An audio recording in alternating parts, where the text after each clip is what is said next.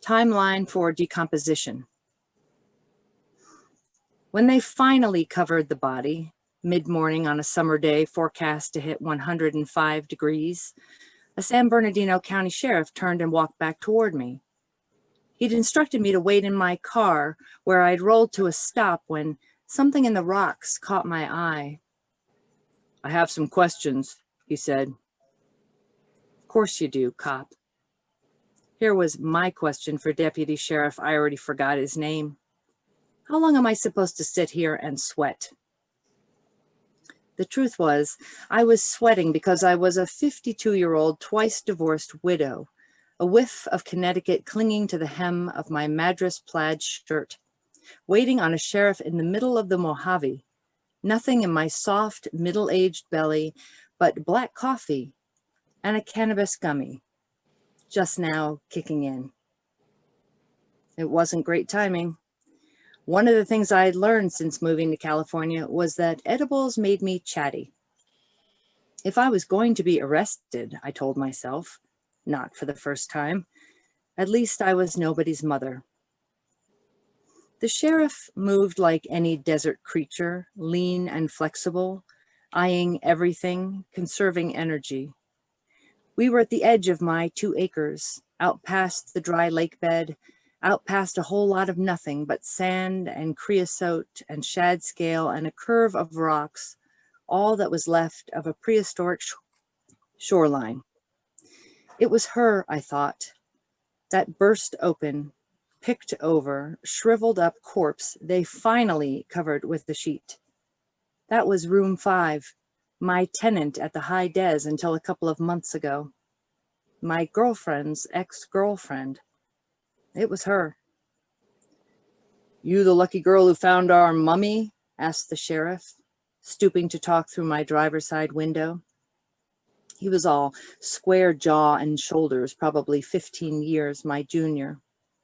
I said, "She's not a mummy." "How did you come across the body?"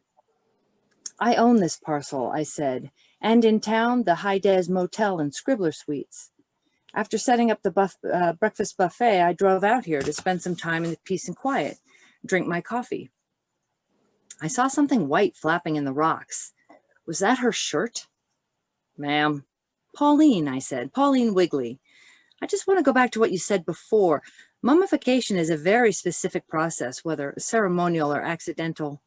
The conditions have to be exactly right. She's just dry. I've been into mummies since I was a kid and saw the treasures of Tutankhamun at the Met. King Tut was an international celebrity, but I like the museum's permanent collection. I spent many afternoons with the mummies there, imagining what they looked like inside their sarcophaguses, unwrapped from their rotten bandages. Stop talking, I told myself. Stop talking right now.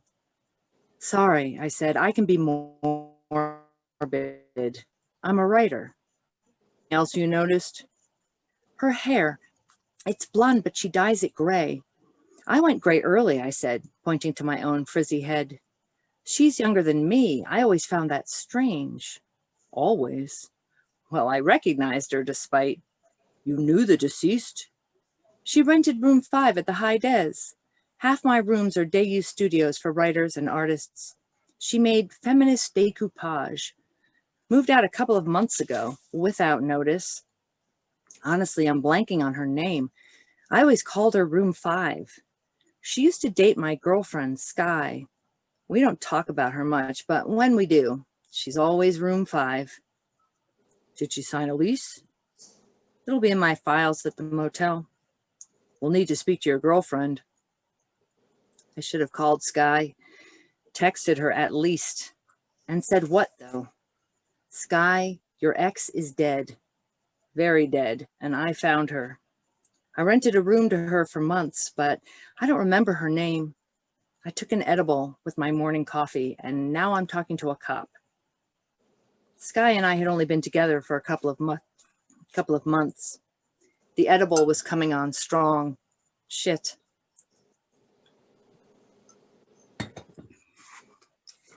The sheriff straightened to his full height. He said, how about we head over to the High Des?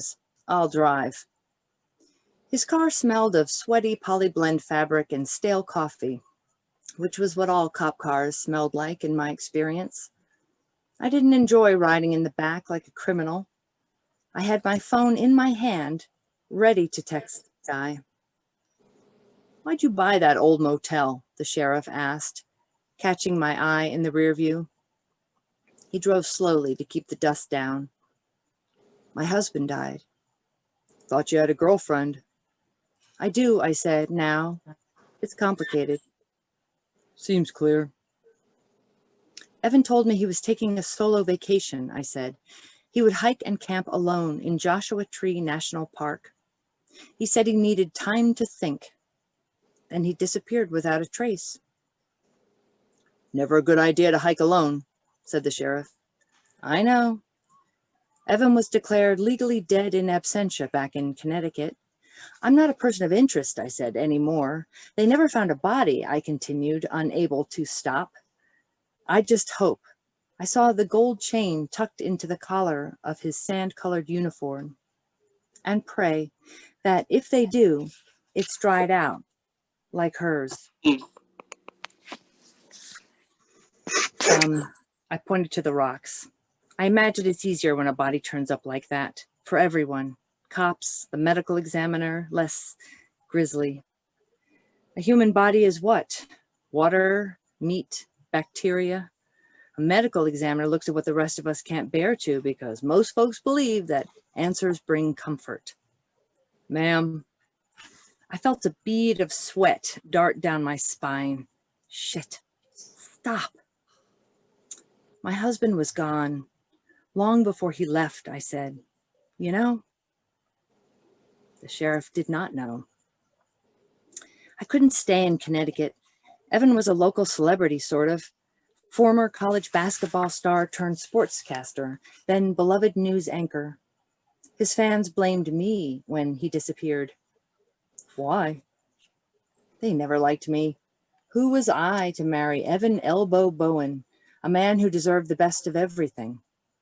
When I finally got the death certificate and insurance, I bought the high des here on the other side of the country. I wanted to be a writer. Again, I mean, I was a writer before I met Evan. I was always a writer, I guess, even when no one believed, including me. I wanted to help writers and artists who didn't have room for their dreams, you know? No, the sheriff did not. Shit. Did I sound high? "Ma'am." "Pauline." "Pauline, have you smoked or ingested anything that I should know about?" "Do I have to answer?" "No," he said. I used to answer every question I was asked. Good girls can be 50 years old. Older. "Does your girlfriend live with you at the motel?" "No, Sky has her own place." After another couple of miles on sand, we turned onto a paved road and then the main drag. Joshua Tree and the towns accessible from State Route 62 were known for their spectacular natural beauty, but this commercial strip was about fulfilling basic needs: gas, food, booze, sleep. In the motel office, I gave the sheriff a copy of Room 5's lease on which she'd scribbled her name, Jane Doe. I gave him Sky's cell number. I should have texted her first. The sheriff told me to wait. No one in or out of Room 5. He said, "I have more questions for you." Of course he did. Shit. I sat and waited for whatever was next, as if I hadn't fled to this desert to disappear myself, or die sooner than later, my decomposition already underway, begun years earlier in the marshy Connecticut woods. Now, at last, in the desert, I'd be reduced to porous bones and dry hair. Maybe a scrap of white shirt would flap from my rib cage, a rag or a flag. Finally, an attempt at surrender.